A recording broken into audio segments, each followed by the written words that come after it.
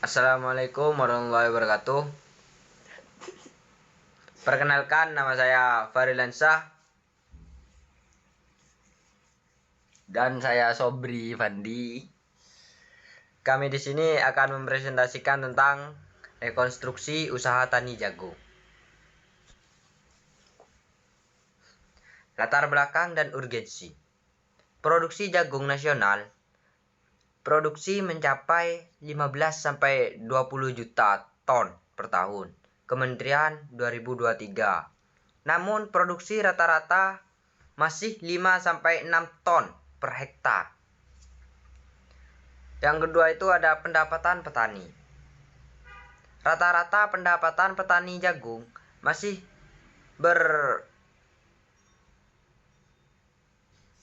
berfluktuasi sekitar 1,8 juta per musim atau per hektar.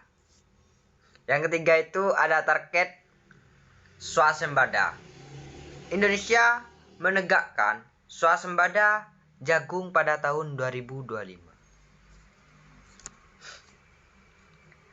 Tantangan utama petani jagung. Yang pertama itu ada variabilitas iklim, El Nino dan La Nina dapat mempengaruhi hasil panen hingga 20-30%.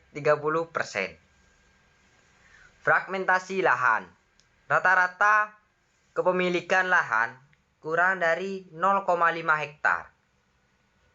Akses modal dan teknologi.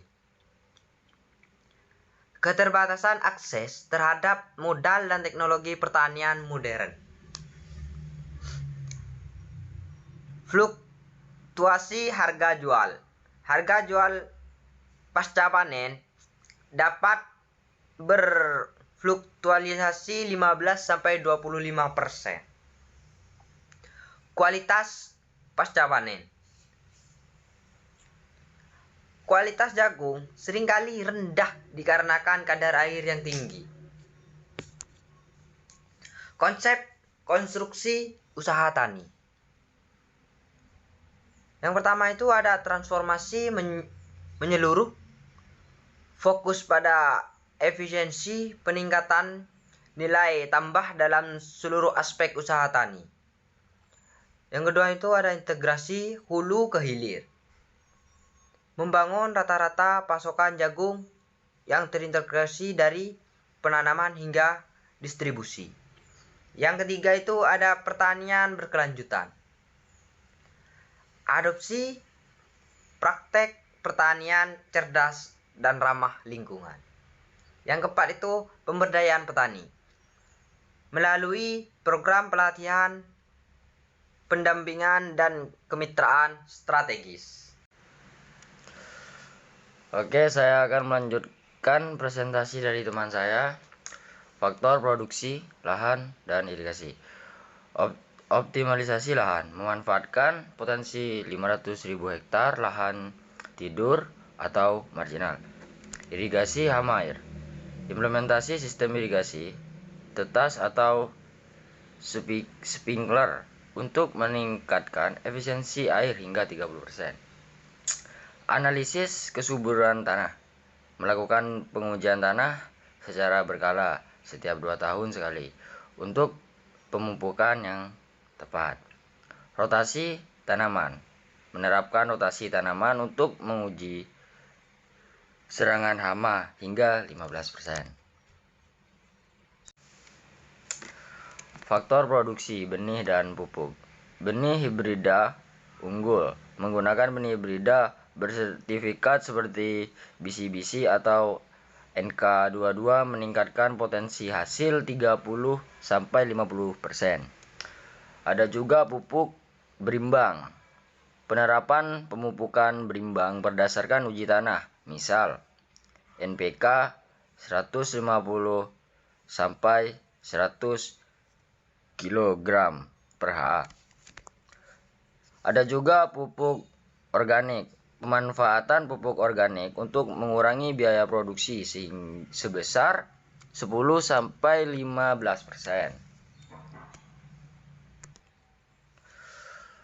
Faktor produksi, teknologi, dan SDM. Yang pertama, mekanisasi pertanian.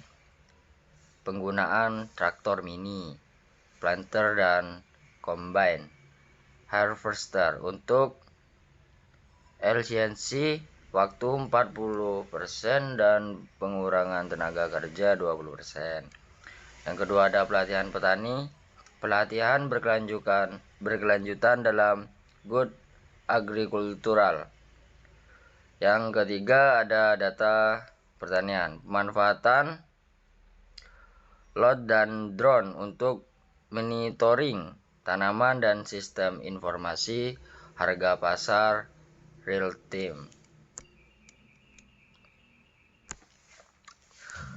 Memanfaatkan rekonstruksi usaha tani 8-10%.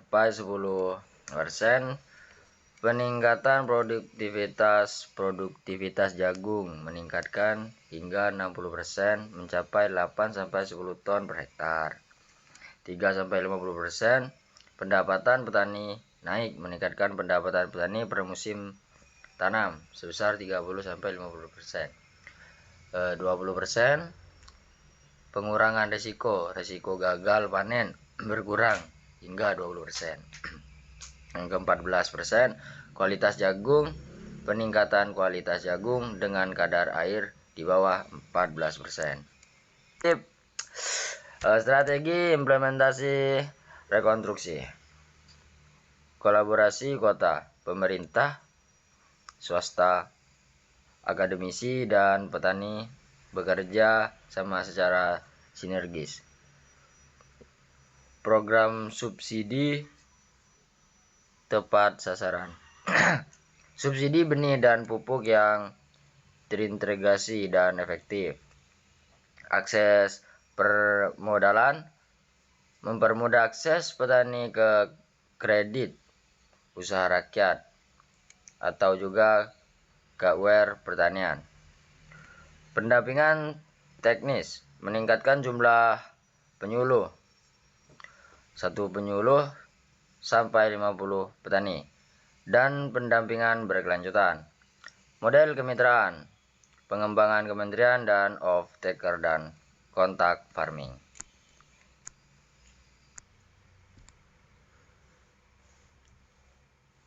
Jadi saya di sini akan melanjutkan presentasi teman saya yang mana hasil dan pembahasan.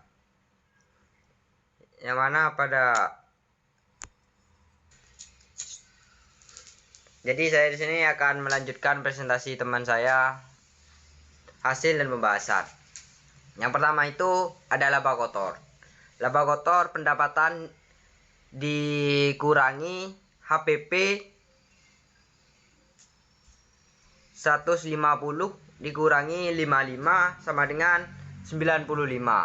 Biaya operasionalnya biaya untuk menjalankan usaha di luar biaya produksi. Nah, di luar biaya produksi langsung gaji karyawan 20, transportasi 5 juta, biaya lain-lain 3 juta, total biaya operasional 28 juta. Dan laba bersihnya, laba yang tersisa setelah semua biaya dikurangi dari 95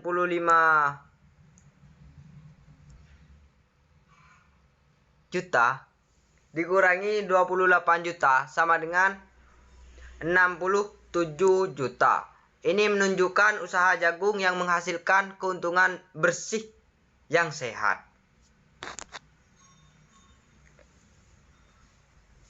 Aset lancar yang mudah dicairkan, kayak kas, uang tunai gitu.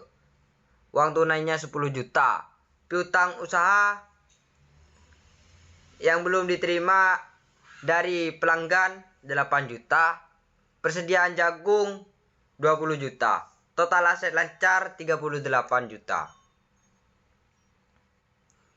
Aset tetap dan lainnya yang digunakan jangka panjang, peralatan pertanian 20 juta. Aset lain-lain penyesuaian agar neraca seimbang, misalnya kendaraan, lahan, atau lain-lain. 10 juta. Total aset tetapnya itu ada senilai 30 juta. Total aset keseluruhan 68 juta.